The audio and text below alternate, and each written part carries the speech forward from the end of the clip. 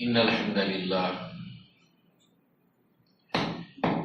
نحمده ونستعينه ونستغفره ونؤمن به ونتوكل عليه ونعوذ بالله من شرور أنفسنا ومن سيئات أعمالنا من يهده الله فلا مضل له ومن يضلل فلا هادي له وأشهد أن لا إله إلا الله وحده لا شريك له وأشهد أن محمدا عبده ورسوله أما بعد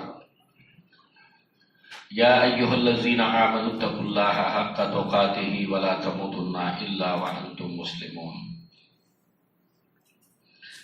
يا أيها الناس اتقوا ربكم الذي خلقكم من نفس واحدة وخلق منها زوجها وبث منهما رجالا كثيرا ونساء واتقوا الله الذي تساءلون به والأرحام إن الله كان عليكم رقيبا يا أيها الذين آمنوا اتقوا الله وقولوا قولا سديدا يصلح لكم أعمالكم ويغفر لكم ذنوبكم ومن يطع الله ورسوله فقد فاز فوزا عظيما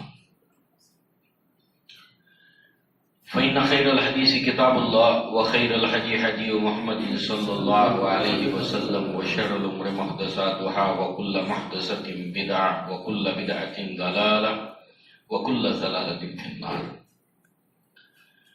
وقال الله تبارك وتعالى قاف والقرآن المجيد بل عجبوا أن جاءهم منذر منهم فقال الكافرون هذا شيء عجيب أإذا متنا وكنا ترابا ذلك رجع بعيد قد علمنا ما تنقص الأرض منهم وعندنا كتاب حفيظ بل كذبوا بالحق لما جاءهم فهم في أمر مريج. وقال الله تبارك وتعالى ومن أراد الآخرة وسعى لها سعيها وهو مؤمن فأولئك كان سعيهم مشكورا. رب اشرح لي صدري ويسر لي أمري واحلل عقدة من لساني يفقهوا قولي اللهم أرنا الحق حقا وارزقنا اتباعه وأرنا الباطل باطلا وارزقنا اجتنابه آمين يا رب العالمين. اللهم لا سهل إلا ما جعلته سهلا وأنت تجعل الحزن سهلا إذا شئت. حاضرین جمعہ، خطبہ حاجہ کے بعد سورہ بنی اسرائیل کی جس کو سورہ اسرا بھی کہتے ہیں ایک آیت کو آپ نے سنا. اس آیت میں اللہ نے فرمایا کہ ومن اراد الآخرہ، جو آخرت کا ارادہ رکھتا ہے. آخرت کا ارادہ مراد آخرت میں اللہ تبارک و تعالیٰ کی جنت حاصل کرنے کا اس کا ارادہ ہے. آخرت میں جہنم کے عذاب سے بچنے کا وہ ارادہ رکھتا ہے.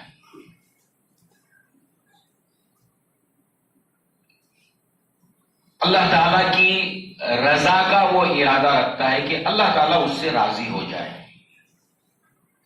اللہ تعالیٰ کی ناراضگی سے بچنے کا اس کا ارادہ ہے کہ اللہ مجھ سے ناراض نہ رہے. یہ ارادہ ہے ومن اراد الآخرہ. اب صرف ارادے سے بات نہیں بنے گی،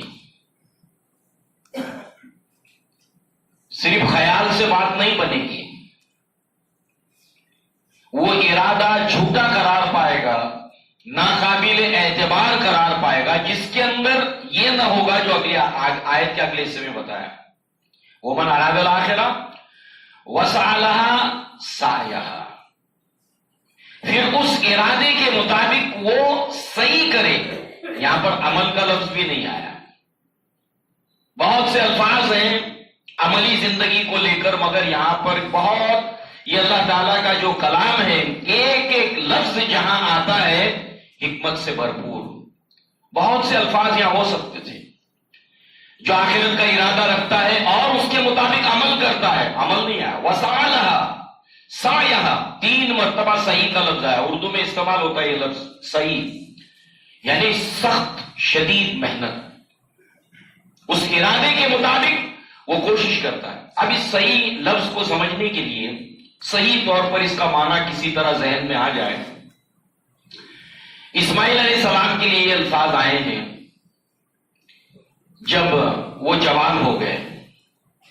فلما بلغ معه السعی، کہ جب وہ پہنچے اپنی جوانی کی عمر کو، یعنی ان کے پٹھے مضبوط ہو گئے، ہڈیوں میں گودا بھر گیا، طاقت آ گئی، اب وہ اپنے ابا کے ساتھ بھاگ دوڑ کرنے کے لائق ہو گئے. بھاگ دوڑ، کوشش، محنت. وسعیها، پھر بھاگ دوڑ کرے، کوشش کرے ویسی جیسا اس کا ارادہ ہے، جیسے کوشش ہونی چاہیے، کرنی چاہیے. وسعیها سعیها، کوشش کر رہا ہے. مثال کے طور پر ایک بچہ، ہم اس سے پوچھتے ہیں کہ بیٹا اس سال کتنے پرسنٹ لاؤ گے؟ اس سال تم 10ویں میں 12ویں میں ہو، گریجویشن تمہارا فائنل ایئر ہے انجینئرنگ کا، میڈیکل کا، کہاں تک پہنچو گے؟ کہا 90%. مگر تمہارے 90% کی کوشش، محنت، تمہارا رویہ تو 90% والا دکھائی نہیں دیتا. ومن اراد الاخرہ وسعی لها سعیها، کوشش کرے، سخت محنت کرے جیسے کوشش کا حق ہے. وہو مومن، پھر وہ مومن بھی ہے. فاولئک کان سعیہم مشکورا، تو پھر ایسے لوگوں کی کوششوں کو، محنتوں کو، بھاگ دوڑ کو دین کے لیے جو انہوں نے کی، اللہ کو راضی کرنے کے لیے کی، اللہ کی ناراضگی سے بچنے کے لیے کی، اللہ کی جنت پانے کے لیے اور جہنم سے بچنے کے لیے جو بھی محنتیں انہوں نے کی، ہم اس کی ناقدری نہیں کریں گے، اس کی قدر کی جائے گی. یعنی اس کو آخرت میں ارادے کے مطابق اس کے اللہ تعالیٰ اس کو انعام دے گا. تو گویا عنوان ہمارا ہے ایمان بالآخرت. اس کی اہمیت آپ دیکھیے، قرآن کا کوئی صفحہ آپ کو ایسا نہیں ملے گا جہاں پر ڈائریکٹ اور انڈائریکٹ، راست یا براہ راست آخرت کا ذکر نہ ہو. ایمان بالآخرت. اب ظاہر سی بات ہے کہ آخرت کے اوپر ایمان کو لے کر انسان کی اگر کوشش نہ ہو، ایمان ہی ایمان ہے، تو سب سے پہلے ہمیں معلوم ہونا چاہیے کہ ایمانیات یا ارکان ایمان کیا ہیں، اور ان 6 کا آپس میں تعلق کیا ہے. یعنی ایمان باللہ، ایمان بالملائکہ، ایمان بالکتب، ایمان بالرسالت، ایمان بالآخرت اور ایمان بالقدر. 6. جبریل علیہ السلام نے سوال پوچھا اللہ کے نبی صلی اللہ علیہ وسلم سے، فاخبرنی عن الایمان، ایمان کیا ہے مجھے بتائیں. اللہ کے نبی نے فرمایا، ان تؤمن باللہ وملائکتہ ورسولہ والیوم الآخر، ان تؤمن باللہ وملائکتہ وکتبہ ورسولہ والیوم الآخر وان تؤمن بالقدر خیرہ وشرہ. یہ 6 چیزوں پر ایمان، اور یہ 6 آپس میں مربوط ہیں. یعنی جب اللہ پر ایمان بڑھتا ہے تو باقی 5 پر بھی بڑھتا ہے، ایمان بالآخرت بڑھتا ہے تو باقی 5 پر بھی بڑھتا ہے. ایسا نہیں ہے کہ جیسے ہم کھانا کھاتے ہیں تو ہمارا ایک ہاتھ صحت مند ہو جاتا ہے، دوسرا نہیں ہوتا.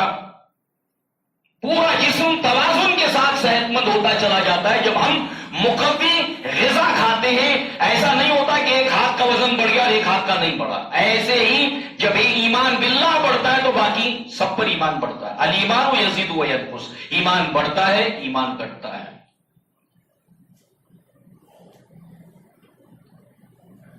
تو اس اعتبار سے ان 6 میں سے ایمان بالآخرت، آخرت کے اوپر ایمان. اگر واقعتاً انسان کا ایمان بالآخرت درست ہو، اس میں کوئی کمی اور نقص نہ ہو. کمی اور نقص ہوتا ہے، قرآن میں ذکر کیا اللہ تعالیٰ نے اپنی کتاب کے اندر کہ بہت سے لوگ آخرت پر ایمان رکھنے کے باوجود بھی وہ مومن نہیں ہوتے. وَمِنَ النَّاسِ مَن يَقُولُ آمَنَّا بِاللَّهِ وَبِالْيَوْمِ الْآخِرِ وَمَا هُمْ بِمُؤْمِنِينَ. لوگوں میں سے بہت سے ایسے ہیں جو کہتے ہیں ہم اللہ پر ایمان رکھتے ہیں، آخرت پر ایمان رکھتے ہیں. اللہ نے فرمایا وہ مومن نہیں ہے. سورہ منافقون کے اندر اذا جاءك المنافقون قالوا نشهد انك لرسول الله والله یشہد ان المنافقین لکاذبون، اے نبی یہ منافقین آپ کے پاس آ کر کہتے کہ آپ اللہ کے رسول ہو، بات تو سچی ہے، اس میں کیا بڑی بات ہے؟ یہ منافقین آ کر آپ کے پاس کہتے کہ آپ اللہ کے رسول ہو، اللہ کو معلوم ہے کہ آپ اللہ کے رسول ہو، اللہ نے آپ کو رسول بنایا، اللہ گواہی دیتا ہے کہ یہ منافقین جھوٹے ہیں، بات سچی کرنے والا جھوٹا۔ ایسا کب ہوتا ہے؟ انسان کا قول اس کے عمل کے ساتھ مطابقت رکھے تو وہ آدمی سچا ہے، انسان کا قول اگر اس کے عمل سے مطابقت نہ رکھے تو وہ آدمی سچا نہیں ہے۔ بات سچی کر رہا ہے، حقیقت کے اعتبار سے وہ سچا نہیں ہے۔ یہود، اس کے اب 3 پہلو ہیں۔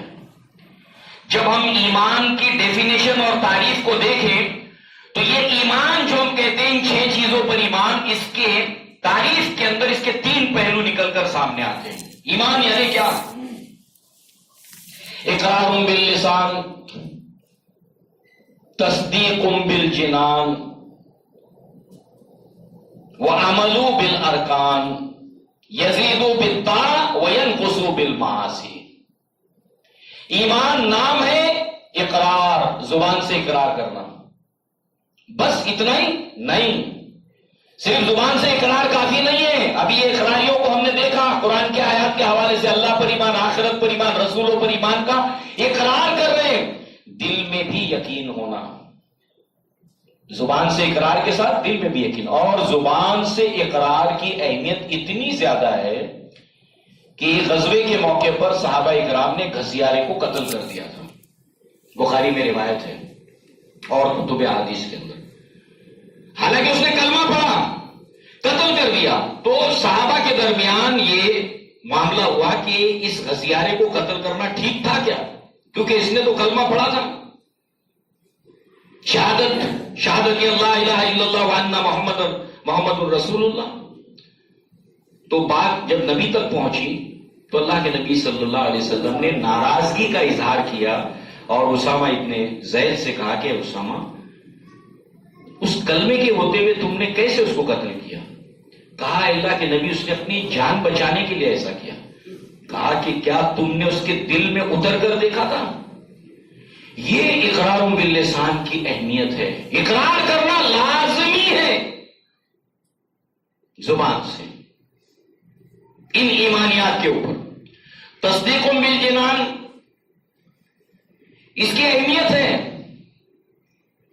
اب دیکھیے، یہود اچھی طرح جانتے تھے کہ یہ اللہ کے رسول ہیں، یہ کتاب سچی ہے، اللہ تبارک و تعالیٰ کے معبود ہونے کو مانتے تھے، آخری کتاب قرآن کو، بلکہ مورخین نے یہاں تک بتایا کہ یہودیوں کے رہنے اور بسنے کی جگہ تو کنعان اور فلسطین تھا، یہ ان کی جگہ ہے۔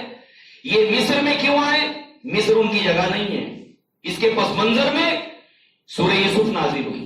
جب نبی سے سوال کیا گیا کہ یہ مصر میں کیسے پہنچے، یہ تو کنعان کے رہنے والے، فلسطین کے رہنے والے، بیت المقدس وہاں پر، تمام انبیاء کا قبلہ وہاں، سارے بنی اسرائیل کے انبیاء وہاں، یہ مصر میں کیسے پہنچے؟ اگر وہ نبی ہو تو بتائیں گے۔ نبی، اللہ کے نبی پر اللہ نے پوری سورہ یوسف نازل کی، تھوڑا موڑا نہیں، تفصیل سے بتایا اللہ تعالیٰ نے۔ پھر مصر تو پہنچے لوگ، ساتھ ہی ساتھ مدینہ کیوں آئے لوگ؟ کہاں فلسطین، کنعان، کہاں یہ مدینہ، یہاں کیوں آئے؟ مورخین بتاتے ہیں کہ آخری نبی کی تلاش میں جو ان کا نجات دہندہ ہوگا، اس کی علامتوں کی بنیاد پر پہچانتے پہچانتے، جغرافیکل لوکیشن کو پہچانتے، سلمان فارسی کو، وہ اہل کتاب میں سے تھا جس نے وہ جگہ بتائی تھی جہاں پر نبی ہجرت کریں گے اور کہاں پیدا ہوں گے، ان کی علامتیں بتائی تھی، تو ڈھونڈتے ڈھونڈتے یہاں پر آ کر بس گئے تھے کہ وہ آخری نبی یہیں آنے والا ہے۔ یعرفونہ کما یعرفون ابناہم، وہ اللہ کے نبی کو ایسے پہچان گئے ہیں جیسے کوئی اپنے بیٹے کو پہچاننے میں دھوکہ نہیں کھاتا۔ اسکول چھوٹ گئی، ہزاروں بچے ایک ساتھ گیٹ سے نکل رہے ہیں، باپ کھڑا ہوا ہے، اتنے ہزاروں میں اپنے بیٹے کو پہچان لیتا ہے، ذرہ دھوکہ نہیں کھاتا ہے۔ اللہ نے یہ تشبیہ اختیار کی، ایسے پہچان گئے جیسے باپ اپنے بیٹے کو پہچاننے میں دھوکہ نہیں کھاتا، اللہ کے رسول ہے، دل میں یقین تھا یہ اللہ کے رسول ہے، مگر زبان سے اقرار کر رہے تھے نہیں. تو زبان سے اقرار بھی ضروری ہے اور دل میں یقین بھی ضروری ہے. اور اس کے بعد وَعَمَلُوا بِالْأَرْكَانِ، عمل بھی کرنا ضروری ہے. منافقین تھے اب جو اقرار کرتے تھے مگر ان کے اندر عملی کوتاہی تھی، نماز میں سستی، عشاء میں غائب، فجر میں غائب. جب بھی اللہ کی راہ میں مال خرچ کرنے کی بات آئی ان کے جان پر آ جاتی تھی. جب بھی اللہ کی راہ میں بذل نفس، اپنے نفس کو لے کر نکلنا ہے، اللہ کے نبی نے فرمایا چلو نکلو، غزوہ بدر آ گئی، غزوہ احد آ گئی، غزوہ تبوک آ گئی، ہمیشہ پیچھے بھاگتے تھے، بہانے بناتے تھے، عذر پیش کرتے تھے. مگر دوسری طرف سچے مومن تھے. جہاں اللہ کے نبی صلی اللہ علیہ وسلم نے اعلان کیا مسجد کی توسیع کا، عثمان ابن عفان فوراً کھڑے ہو گئے. اکیلے عثمان ابن عفان نے مسجد کی توسیع کے لیے، اللہ کے نبی نے اعلان ہی ایسا کیا کہ کون چاہتا ہے کہ آخرت کے اندر جو ہے وہ اس کو اللہ تبارک و تعالیٰ قوم زمین کی توسیع کے لیے قطع خرید کر دے دے تاکہ زمین یہ جگہ کم پڑ رہی ہے اس کی توسیع ہو جائے، میں اس کو آخرت کے اندر جنت کے اندر جو ہے وہ قطع کی خوشخبری دیتا ہوں. عثمان ابن عفان نے اکیلے نے وہ خرچ اٹھایا.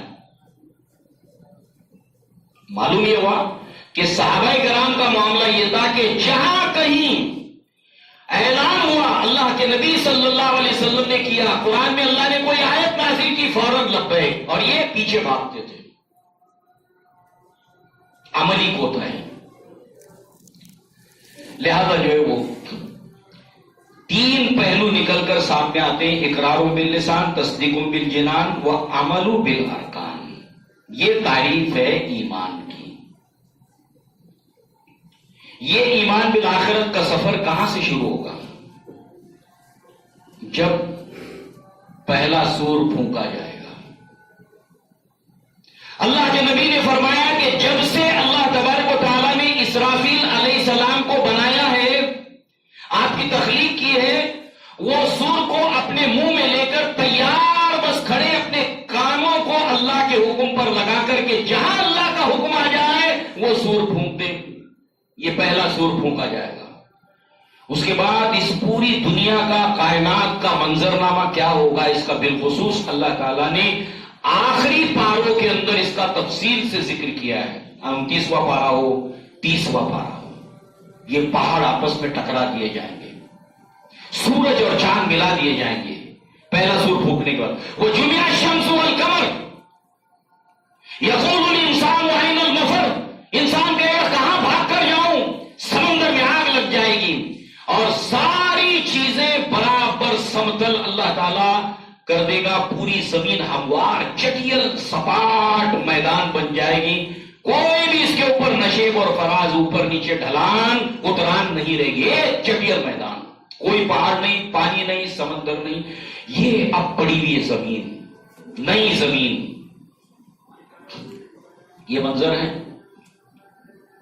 اور جس انسان کو کسی شیر نے پھاڑ کر کھایا تھا، جو انسان پانی میں ڈوب کر مر گیا تھا، کوئی انسان جل کر خاک اور راکھ ہو گیا تھا، جس طرح بھی اس کی موت آئی تھی، اس کے بعد اب وہ سارے کے سارے زمین کے اندر پڑے. پانی تو ہے نہیں، پانی میں ڈوبا تھا، اب زمین ہی زمین ہے اور وہ ہموار بالکل. شیر نے کھایا تھا، شیر مٹی ہو گیا، مگر اس کے باوجود انسان کس طرح بچ رہا؟ مسلم شریف کی روایت ہے، ابو ہریرہ راوی ہے. ابو ہریرہ رضی اللہ عنہ فرماتے ہیں کہ جب دوسرا سور پھونکا جائے گا، اسرافیل جب دوسرا سور پھونکیں گے، زمین کے اندر جتنے لوگ دفن ہیں، فرماتے اللہ کے نبی نے فرمایا کہ ایک سور اور دوسرے سور کے درمیان 40 کا فاصلہ ہے. سننے والی مجلس میں جتنے لوگ بیٹھے تھے کہتے ہیں ابو ہریرہ 40 سے مراد 40 دن، پہلا سور اور دوسرے سور کے بیچ میں جو فاصلہ اور گیپ ہے وہ 40 دن کا ہے. کہا لا ادری، میں نہیں جانتا. کہا کیا 40 ہفتے اس سے مراد ہے؟ کہا لا ادری، میں نہیں جانتا. کیا اس سے مراد 40 مہینے ہیں؟ کہا لا ادری، میں نہیں جانتا. اس سے مراد 40 سور اور دوسرے سور کے درمیان 40 کا فاصلہ ہے. اس کے بعد کیا ہوگا؟ لیس من الانسانی، جتنے لوگ زمین میں پڑے ہوئے ہیں، کس طرح سے کہ انسان کے اندر کچھ نہیں بچے گا. لیس من الانسانی الا یبلا الا عظما، انسان میں کچھ نہیں بچے گا سوائے ایک ریڑھ کی ہڈی کا حصہ یا ایک سیل. اس کو آگ جلا نہیں پاتی ہے.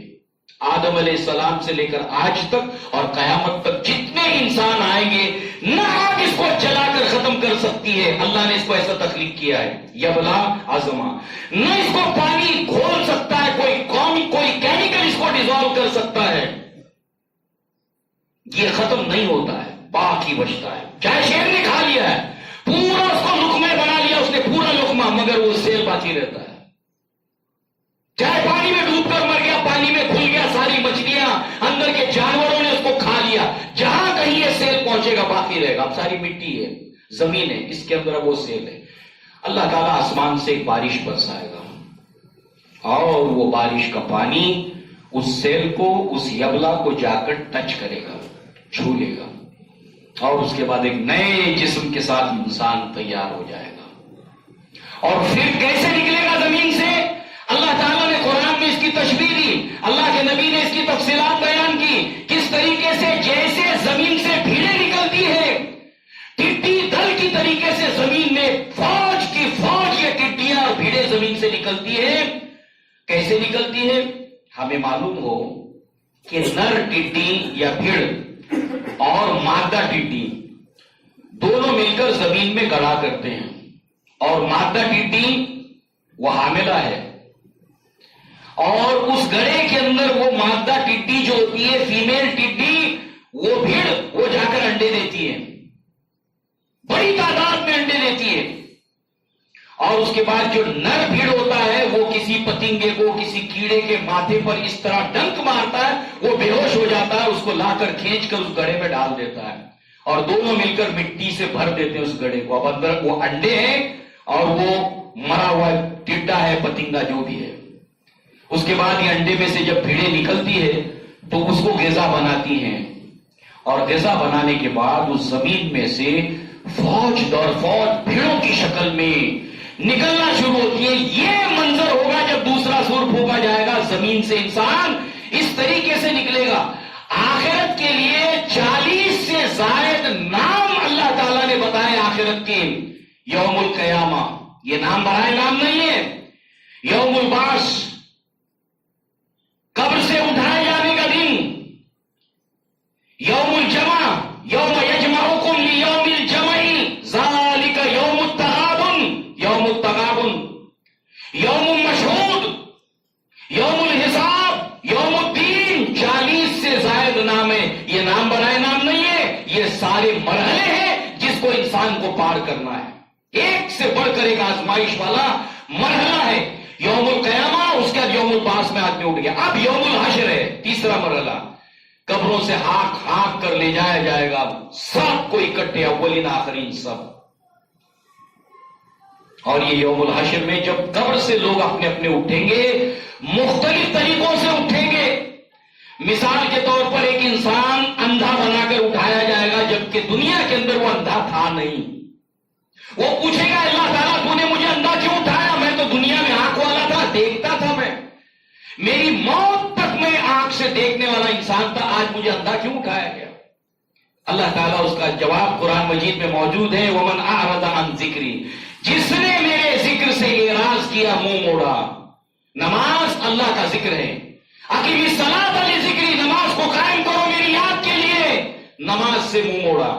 قرآن کو اللہ نے ذکر کہا، میرے کتاب سے جو میں نے محمد صلی اللہ علیہ وسلم کے اوپر نازل کی اس سے منہ موڑا. بالکل ہر چیز آنکھوں سے دیکھنے کے لیے ہر چیز موجود تھی، مگر صرف اگر ان آنکھوں سے جو چیز نہیں دیکھتا تھا وہ اللہ تعالیٰ کا کلام تھا.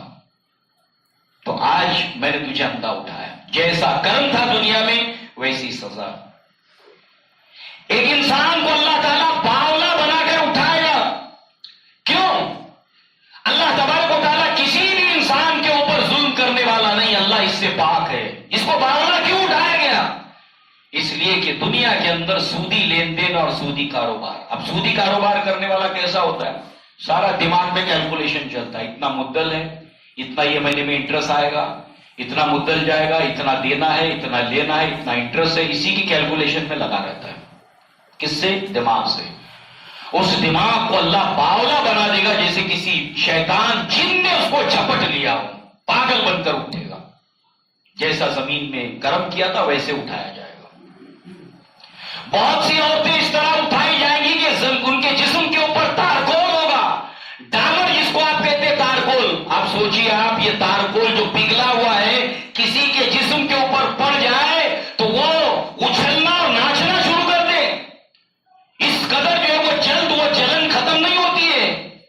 ایک تو جلن ہے کہ آپ نے چھوا جسم کو، وقتی طور پر تکلیف ہوئی، اب وہ جلن کا احساس ختم ہو گیا. مگر یہ جو تارکول ہے وہ مسلسل تکلیف دیتا ہے.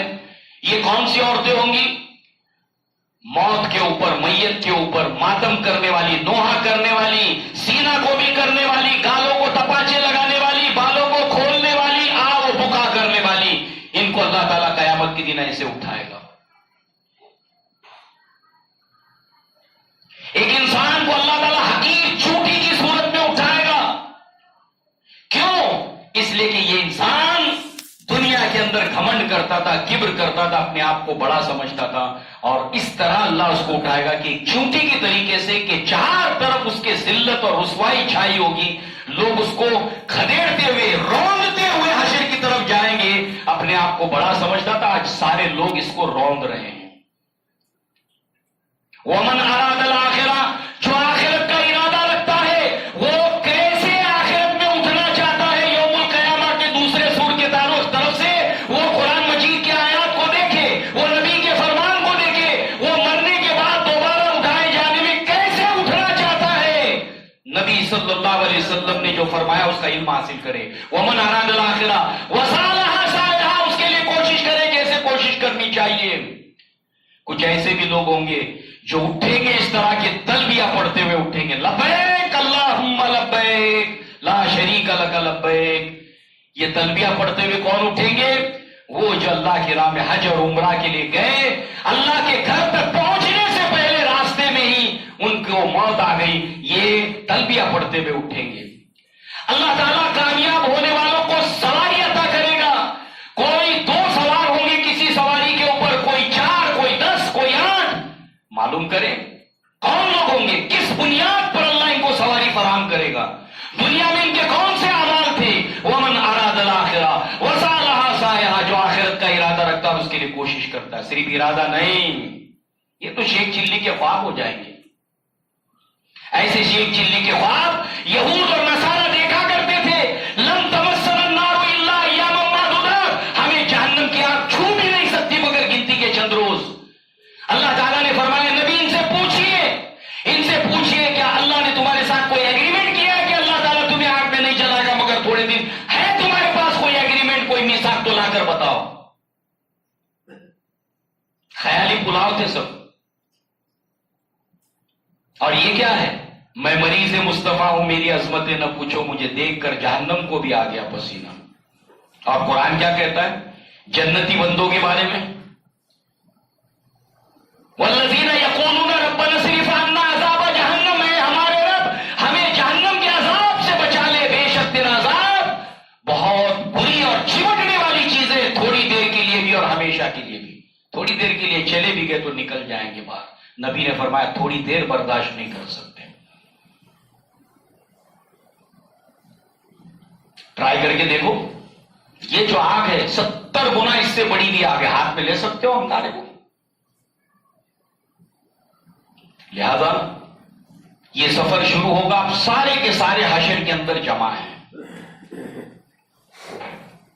اور اللہ کے نبی صلی اللہ علیہ وسلم نے فرمایا لا تزال قدم ابن آدم حتی یسأل عن 5، کسی بھی آدم کے بچے کے پاؤں زمین سے ہل نہیں سکیں گے جب تک کہ 5 سوال کے جواب نہیں دے دیتا. عن عمرہ فیما افناہ، وعن شبابہ فیما ابلاہ، وعن مالہ این اکتسبہ فیما انفقہ، وعن علمہ فیما عملہ. 5 سوال کے جواب انسان آج تیاری کر لے آخرت میں یہ سوالوں کے جواب دیے بغیر زمین سے ہل نہیں سکے گا.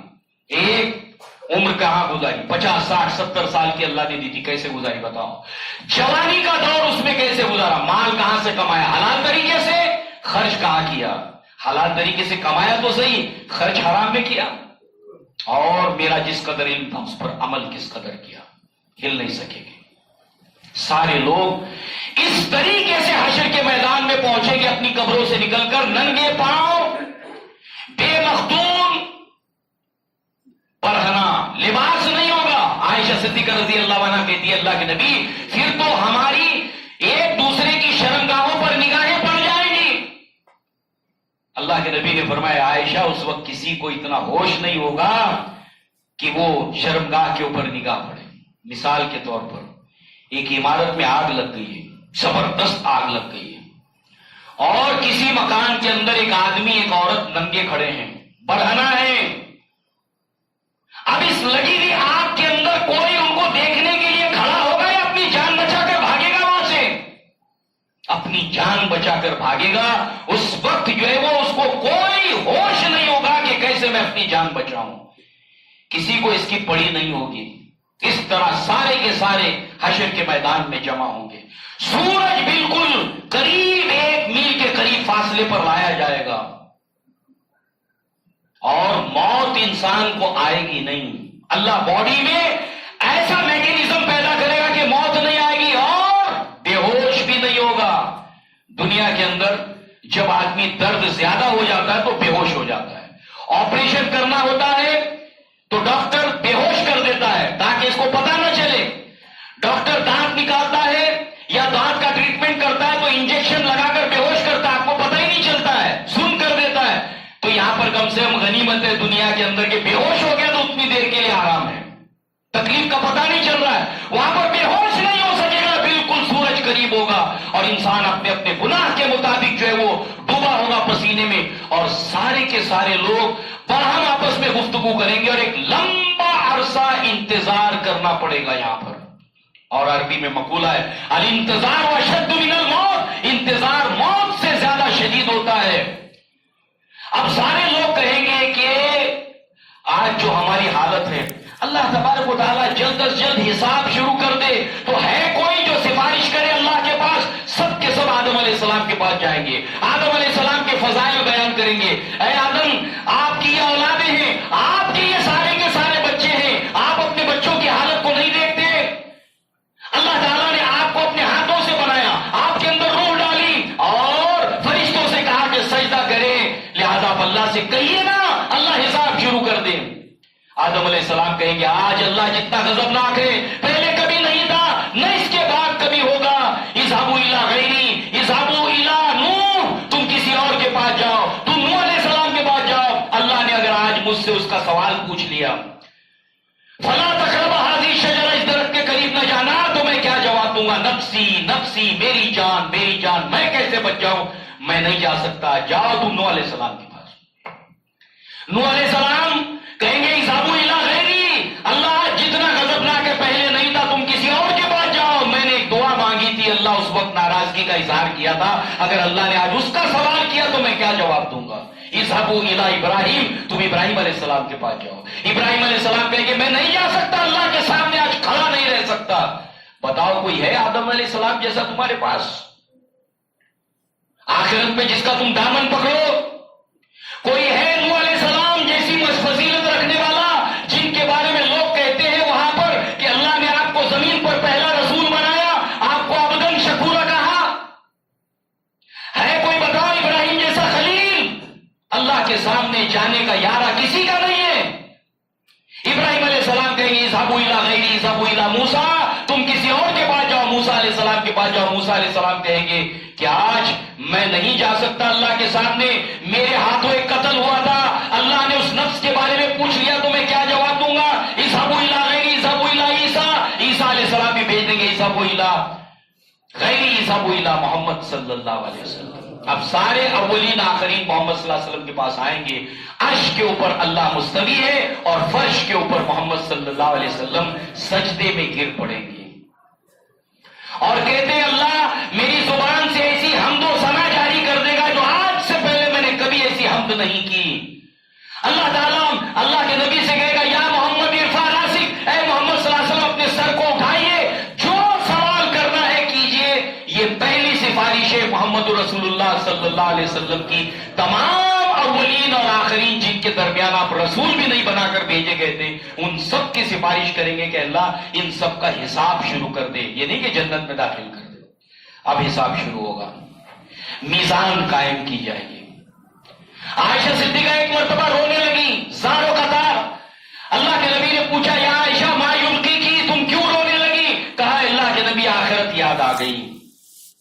اے اللہ کے رسول، کیا آخرت میں آپ اپنے گھر والوں کو یاد نہیں رکھیں گے؟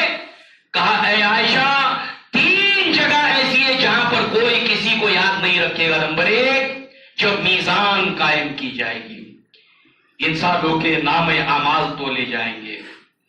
نمبر 2، جب نام اعمال تقسیم ہوں گے، کسی کے دائیں ہاتھ میں کسی کے بائیں ہاتھ میں، اور جب پلسرات کو جہنم کے اوپر رکھا جائے گا۔ یہ 3 مرحلے ایسے جہاں پر کوئی کسی کو نہیں پہچانے گا۔ اور اس طرح سے میزان کے اندر اللہ کے نبی صلی اللہ علیہ وسلم نے فرمایا کہ کون سے اعمال اور کون سی باتیں اور قول ہیں جو پلڑے کو، دائیں پلڑے کو بھاری کرے گا۔ ومن اراد الاخرہ، جو آخرت کا ارادہ رکھتا ہے، اس کے لیے کوشش کرتا ہے۔ اب معلوم کریں یہ سخت مرحلے کے اندر میرا دایاں پلڑا بھاری ہو جائے تو وہ کون سے اعمال نبی نے بتائے ہیں، کلمے کون سے بتائے زبان سے آدمی نکالے۔ بخاری کی آخری روایت، ابو ہریرہ راوی، کلمتان حبیبتان الی الرحمن خفیفتان علی اللسان ثقیلتان فی المیزان سبحان اللہ وبحمدہ سبحان اللہ العظیم، یہ پڑھنے کو جھکا دیتے ہیں۔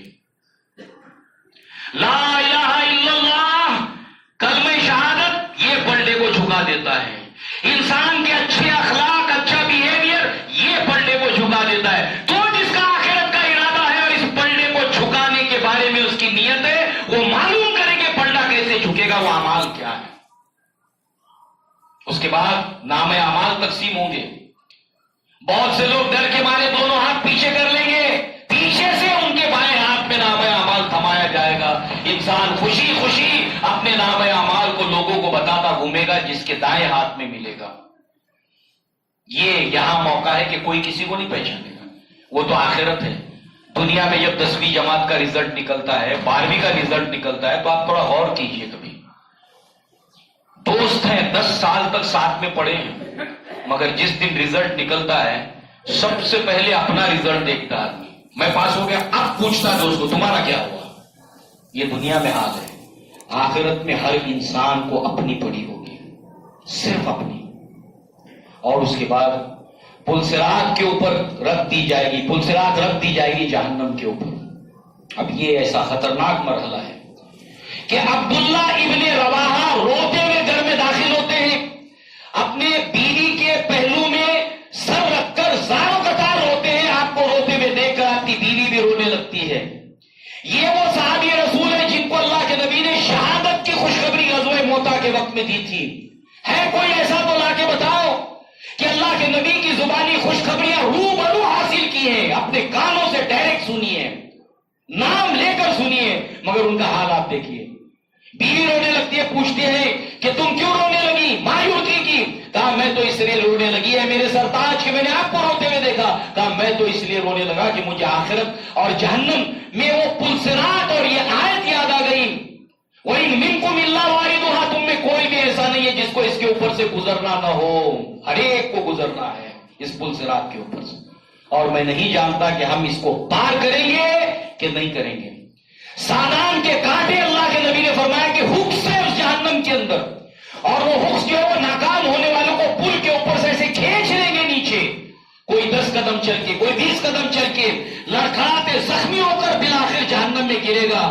اور یہاں پر ضرورت ہوگی انسان کو روشنی کی، جو سامنے سے اور دائیں سے گر رہا ہوگا، اور اس وقت اللہ تبارک و تعالیٰ جس کی زبان پر کلمہ جاری کرنا چاہے گا، صرف زبان اس کی کھلے گی، ہر ایک کی زبان کھل بھی نہیں پائے گی، منہ بند ہو جائے گا، اور جس کی زبان کو کھلنے کی توفیق اللہ تعالیٰ دے گا وہ کہیں گے ربی سلم اللہم سلم، اے اللہ مجھے بچا لے، اے اللہ مجھے بچا لے، اور اور ان کی زبان پر یہ دعا ہوگی جو سورہ تحریم میں ہے، ربنا اتمم لنا نورنا واغفر لنا انک علی کل شیء قدیر، کہ ہمارے رب ہمارے نور کو پورا فرما جب تک کہ ہم پل صراط پار نہ کر لیں۔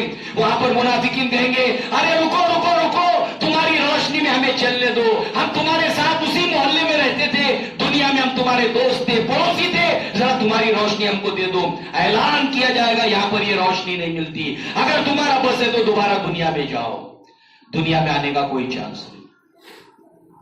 کسی کا روشنی، کسی کا نور اتنا ہوگا کہ مدینہ سے لے کر سونا تک اس کا جو ہے وہ فورس لائن پڑے گا، مگر کوئی کسی کی دوسرے کی روشنی سے فائدہ نہیں اٹھا سکے۔ کسی کی بیچ پل صراط میں روشنی گل ہو جائے گی، جہنم میں گر جائے گا۔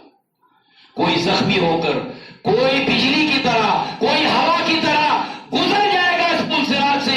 وَمَنْ أَرَادَ الْآخِرَةَ وَسَعَى لَهَا سَعْيَهَا، جو آخرت کا ارادہ رکھتا ہے تو معلوم کرے وہ کس طرح سے پل پر سے گزرنا چاہتا ہے اور اس کے لیے اس کو کیا اعمال کرنے پڑیں گے۔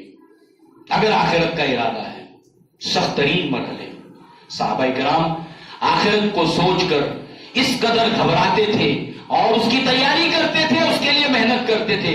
عمر بن الخطاب رضی اللہ عنہ کہتے یا ایھا الناس انکم داخلون الجنہ کلکم اجمعون الا رجلا واحد لخفت ان اکون ہوا۔ لوگوں، آسمان سے ندا کرنے والا ندا لگا رہا ہو کہ تم سب کے سب جنت میں داخل ہو جاؤ گے، مگر ایک آدمی کو اللہ جنت میں نہیں ڈالے گا، مجھے ڈر لگتا ہے کہ کہیں وہ میں نہ رہوں۔ ایھا الناس انکم داخلون النار کلکم اجمعون الا رجلا واحد لرجوت ان اکون ہوا۔ تم سب کے سب جہنم میں داخل ہو جاؤ گے، صرف ایک آدمی کو اللہ جہنم میں نہیں ڈالے گا، مجھے امید لگتی ہے، آس بنتی ہے میری کہ وہ میں رہوں۔